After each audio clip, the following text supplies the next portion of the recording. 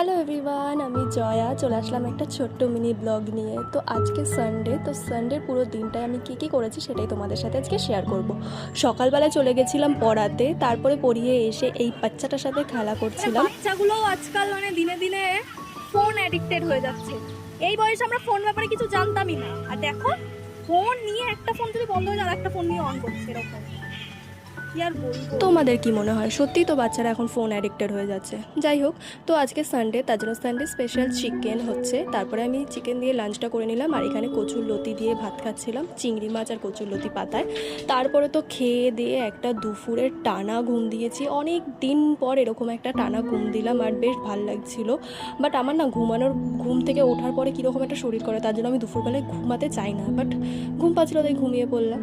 তারপরে বিকালবেলা একটু বেরিয়ে গেলাম, বেরিয়ে এখন যাচ্ছি, যেহেতু বাড়িতে বসে থাকতে ভালো লাগছিল না, আর আকাশটা এতটাই সুন্দর লাগছিল, মনে হচ্ছিলো যে কেউ যেন একটু একটা সিনারি এঁকে দিয়েছে এরকম। তো বেরিয়ে তো খেয়ে নিলাম পিৎজা, আর পিৎজাটা যা খেতে ছিল না গাইস, কি বলবো। তারপরে খেয়ে নিয়েছিলাম চিকেন, ক্রিস্পি চিকেন। তো খেয়ে দিয়ে তো পুরো ফুল, আর পেটও ফুল মানে মনও ভালো।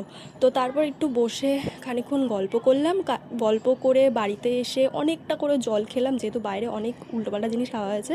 তারপর অনেক দিন পর এই যে কেক বানাচ্ছি, অনেক বছর পর আমি কেকটা বানালাম। আর এই যে আমি যখনই বানাই এই ওভারলোডেড চকলেট কেকটাই বানাই। পুরো সানডে আমি এইভাবেই কাটিয়েছি। তো ভিডিওটা যদি তোমাদের ভালো লাগে একটা লাইক করে দিও, আর চ্যানেলে নতুন থাকলে একটা সাবস্ক্রাইব করো।